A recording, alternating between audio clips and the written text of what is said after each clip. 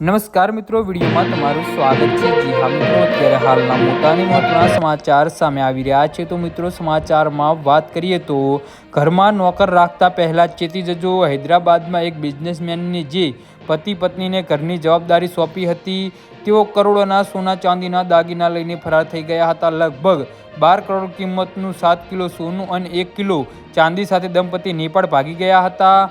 પણ બિલાસપુર પોલીસે ત્રણેય લોકોને દબોચી લીધા છે। પછી જાણવા મળ્યું છે કે બેન બનેવી સાથે સાડી પણ આ કૃત્યમાં સામેલ હતી।